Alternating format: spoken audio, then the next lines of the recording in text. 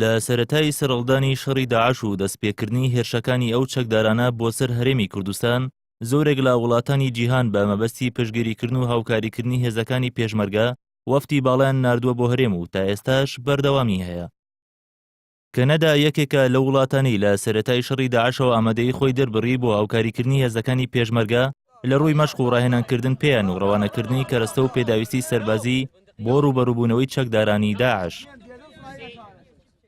2 مانگ بەر لە ئێستا ڕۆبێرت نیکلسۆن وەزیری دەرەوەی کەنەدا سەردانی هەرێمی کوردستانی کردو لەگەڵ مەسعود بارزانی سەرۆکی هەرێمی کوردستاندا کۆبووە و ئاماژەی بۆ کرد کەنەدا بەردەوام دەبێت لە هاوکاریکردنی هێزەکانی پێشمەرگە لە جەنگی دژ بە داعشدا.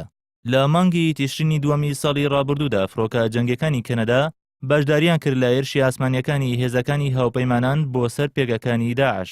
لە کۆتایی مانگی سێی ئەم ساڵیشدا کەنەدا کە سەربازەکانی خۆی لە عێراق و سووریا بۆ ماوەی ساڵێک درێژ کردەوە و بڕیارە تا کۆتایی مانگی ئازاری ساڵی ئایندا بەردەوام بێت.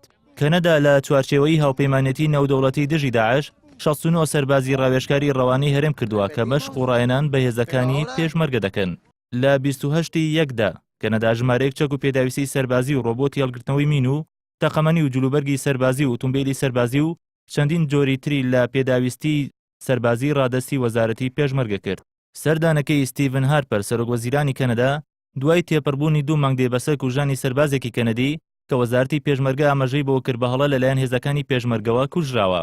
لە ماوەی ڕابردووشدا پاژەوەی پەرلەمانی کەنەدا ڕەزامەندی دەربڕی بۆ بەشداریکردنی هێزە ئاسمانیەکانی وڵاتەکەی بۆ بەردوومانکردنی پێگەکانی داعش لە سووریا لە 9 مانگی ڕابردوودا فڕۆکە جەنگەکانی ئەو وڵاتە یەکەمین گورجی ئاسمانی لە چەکدارانی داعش لە خاکی سووریادا وەشاند.